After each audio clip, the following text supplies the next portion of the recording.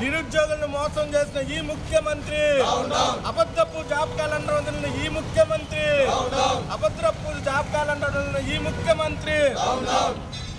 Down down CM, down down CM, down down CM, down down CM.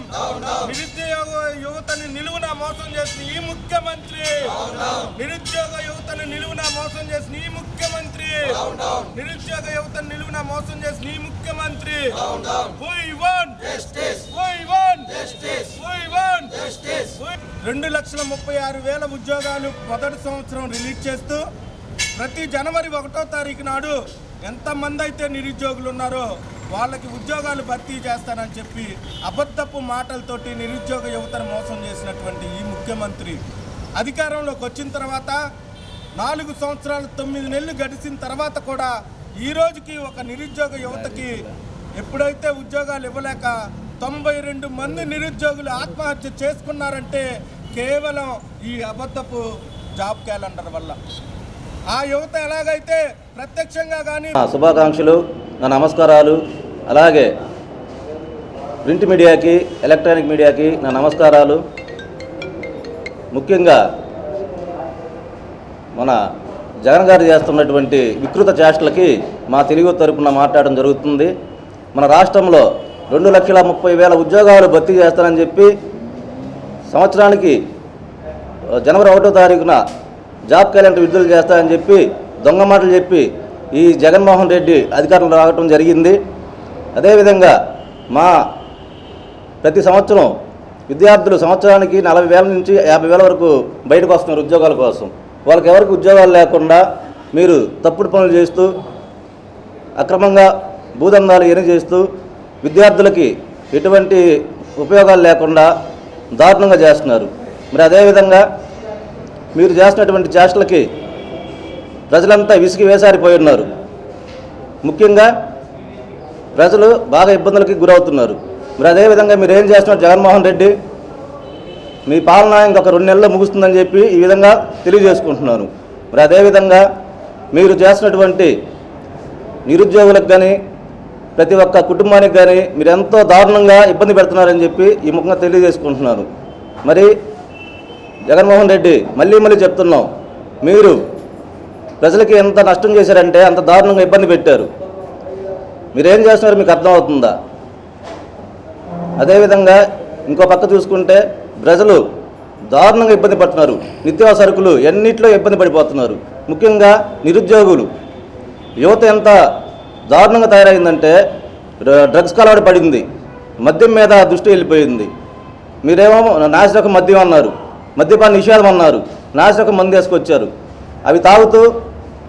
అవి తాగుతూ ఇళ్లలో ఇబ్బందులు పెడుతూ కుర్రవాళ్ళు ఈ రోజున ఎంత ఇబ్బంది పడుతున్నారంటే ఫ్యామిలీలు అందరికీ చెప్పడం జరుగుతుంది. దీనివల్ల మీకు దృష్టి ఉండదు. మీరు ఎంతకాడి దాచుకోవటం ఎన్నాళ్ళు ఈ పరిపాలన చేస్తారు? మరి అదేవిధంగా చెప్తున్నాను, మీరు ఇంకొక 2 నెలల్లో మీ ప్రభుత్వం పోయి మా తెలుగుదేశం ప్రభుత్వం వస్తుంది. మేము రాగానే ప్రతి సంవత్సరం స్టూడెంట్లకి ఉద్యోగ అవకాశాలు కల్పిస్తామని చెప్పి ఈ సభాముఖంగా తెలియదు. ఒంగోలులో కూడా మేము ఈ రాష్ట్ర ప్రభుత్వం నిరుద్యోగుల పట్ల వ్యవహరిస్తున్న విధానాన్ని నిరసిస్తూ ఈరోజు మేము ప్రెస్ మీట్ కార్యక్రమం పెట్టడం జరిగింది. మనం ఒకటి గమనించుకున్నట్లయితే పాదయాత్ర చేసే రోజు చంద్రబాబు నాయుడు ఏదో యువతకు అన్యాయం చేస్తున్నాడు, అన్నొస్తాడు, అన్న రంగాల్లో సంవత్సరం మొదట్లోనే మీకు జాబ్ క్యాలెండర్ ఇస్తాడు, మీ అందరికి ఉద్యోగాలు ఇస్తాను, నేను అన్న రంగాల్ని అన్నీ చేస్తానని చెప్పావు. ఈరోజు చూస్తే వచ్చి దాదాపు 4 సంవత్సరాల 9 నెలలు పైన అయింది. మహా అయితే ఇంకా నా 3 నెలలు 4 నెలలు నీ ప్రభుత్వం అయిపోవస్తుంది. ఈ రోజుటికి ఒక జాబ్ క్యాలెండర్ రిలీజ్ చేసి 1 సంవత్సరం అయినా కానీ నువ్వు ప్రభుత్వ ఉద్యోగాలు నియామకం చేసినట్టుగా ఎక్కడైనా ఉందా? నువ్వు అధికారంలో ఉన్నప్పుడు ఒక విధంగా, అధికారంలో లేనప్పుడు ఒక విధంగా చెప్తున్నావు. ఈరోజు చూసుకున్నట్లయితే పారిశ్రామిక రంగంగా కానీ, మిగతా ఇండస్ట్రీస్ పరంగా కానీ, ఐటీ పరంగా కానీ ఈరోజు భారతదేశంలో ఆంధ్రప్రదేశ్ 27వ స్థానానికి దిగజార్చావు. గతంలో 6వ స్థానంలో ఉన్నటువంటి ఆంధ్రప్రదేశ్ ఈరోజు 27వ స్థానానికి దిగజారిందంటే కేవలం నీ అసమర్థతమైనటువంటి పరిపాలనా విధానం వల్లనే ఈరోజు నిరుద్యోగులు ఈ విధంగా పెరిగిపోవడం జరిగింది. నియర్లీ అన్ని రకాలైనటువంటి ఇంజనీరింగ్ కానీ, అగ్రికల్చరల్ కానీ అన్ని డిపార్ట్మెంట్స్లో కలుపుకొని నియర్లీ 80 నుంచి 1,20,000 మంది నిరుద్యోగులు ఈరోజు బయటకు వస్తుంటే నువ్వు ఎంతమందికి నువ్వు ఎంప్లాయ్మెంట్ చూపిస్తున్నావు అనేది ఈరోజు చెప్పాలా. మాటకు ముందు అబద్ధాలు చెప్పడానికి సిగ్గు లేకుండా ఒకడు వస్తాడు ఆడ బిజ్జల మీద. ప్రభుత్వ ప్రధాన సలహాదారుడు, నీకు బుద్ధి ఉందా, సిగ్గుంది నీకు ఉంటే నువ్వు నిరుద్యోగులకి మీరు వచ్చినాక ఏం చేశారు అనేది ఇంతవరకు చెప్ప. మీరు వచ్చినాక ఏం చేసినారో మేము చెప్తా. మీరు ఏం చేసినారంటే చేపల మార్కెట్ పెట్టుకోండి, చేపలు సప్లై చేస్తాము, మటన్ మాల్స్ పెట్టుకోండి, మటన్ సప్లై చేస్తాము. మీరు బీటెక్లు చదువుకున్న వాళ్ళు, ఎంటెక్లు చదువుకున్న వాళ్ళు ఇవి పెట్టుకోమని అన్నారు. మాటకు ముందు మేము వచ్చినాక 2 లక్షల మందికి సచివాలయాల్లో ఉద్యోగాలు మీరు దేనికి ఇచ్చారు? ప్రజల యొక్క డేటా మొత్తాన్ని మీకు కావాల్సింది కాబట్టి సచివాలయాల్లో ఉద్యోగాలు ఇచ్చారు. అవి ప్రభుత్వ ఉద్యోగాలా? ఇది చెప్పండి. ఏ విధమైనటువంటి ప్రభుత్వ ఉద్యోగాలు? వాలంటీర్లు ఇవాళ ప్రభుత్వ ఉద్యోగాలా?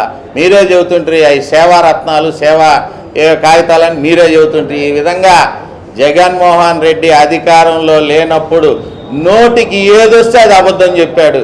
ఇవాళ అధికారంలోకి వచ్చినాక అన్నిటిని తూచనే విధంగా వ్యవహరించడం జరుగుతుంది. మనం ఒక ఎగ్జాంపుల్ చూసుకుంటే ఈ 4 సంవత్సరాలు 9 నెలల్లో 1 సంవత్సరం అన్నా డిఎస్సి చేసావా? ఎక్కడన్నా టీచర్స్ రిక్రూట్మెంట్ చేసావా?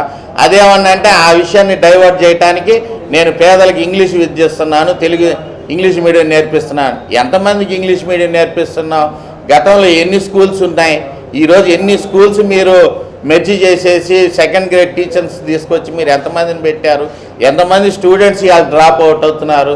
గతంలో తెలుగుదేశం ప్రభుత్వం హయాంలో ఎంతమంది స్టూడెంట్స్ స్కూల్స్కి వెళ్ళారు? ఇవాళ మీ టైంలో ఎంతమంది స్టూడెంట్స్ స్కూల్స్ నుంచి డ్రాప్ అవుట్ అవుతున్నారో ఒకసారి మీరు చూస్తే తెలుస్తుంది. అలాగే ఇంకొకటి కూడా ఏంటంటే ప్రతి ఇయర్ దాదాపు ఇప్పుడు అన్ని డిపార్ట్మెంట్లలో కలిపి 2,30,000 నుంచి 4 లక్షల చిల్లర నియామకాలు ఖాళీగా ఉన్నాయి.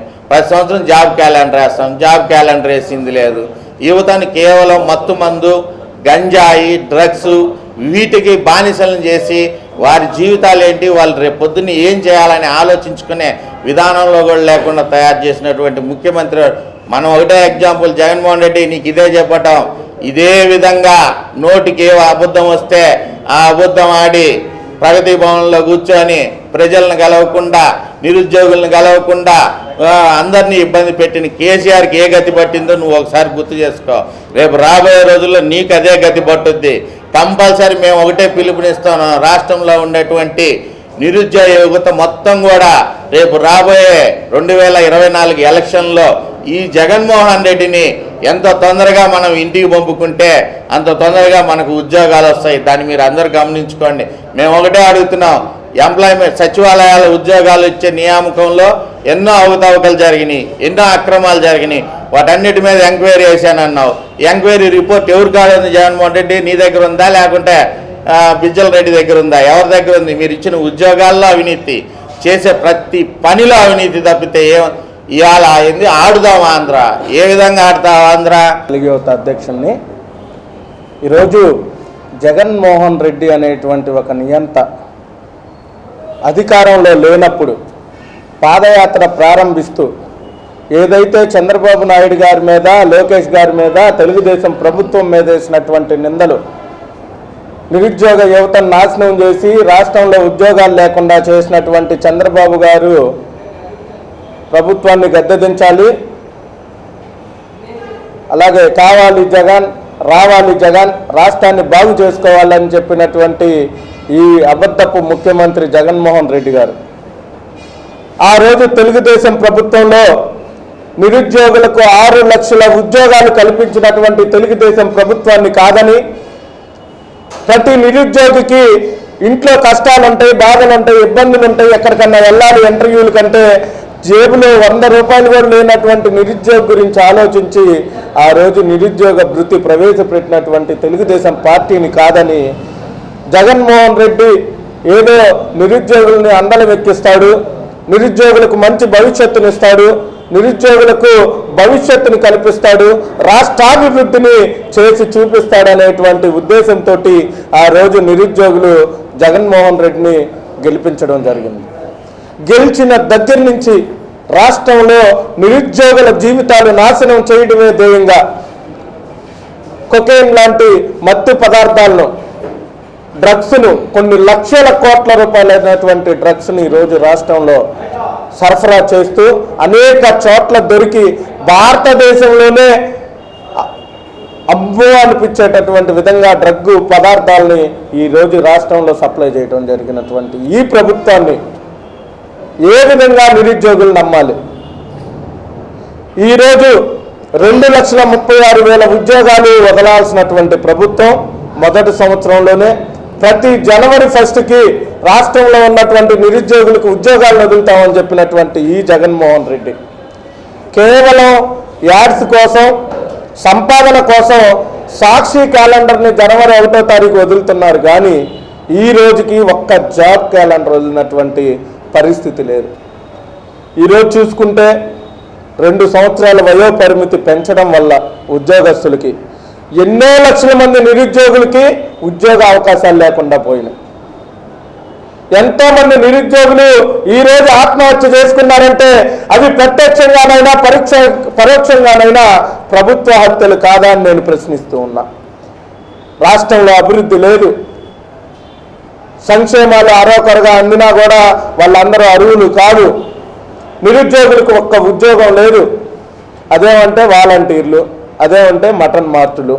ఈ జగన్మోహన్ రెడ్డి తెలుసుకోవాల్సింది ఒక్కటే, మన స్థాయికి మించి ఎప్పుడైతే ప్రజలకి వాగ్దానాలు చేశాడో ఈరోజు చూసుకుంటే ప్రభుత్వ ఉద్యోగులు, టీచర్స్ కూడా ఆత్మహత్య చేసుకునే పరిస్థితిలో ఈ రాష్ట్రం ఉందంటే అంతకంటే దౌర్భాగ్యమైనటువంటి పరిస్థితి మన రాష్ట్రంలో ఉందా అని అడుగుతున్నాం.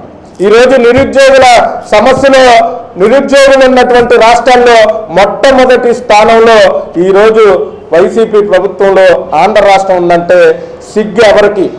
సిగ్గు తెచ్చుకోవాల్సింది ఎవరు? ఈరోజు ఐటీ మినిస్టర్ ఎవరు? అతను గుడివాడ అమర్నాథ్. ఒక్కటంటే ఒక్క కంపెనీ తేకుండా ప్రతిదానికి వ్యంగ్యాస్త్రాలు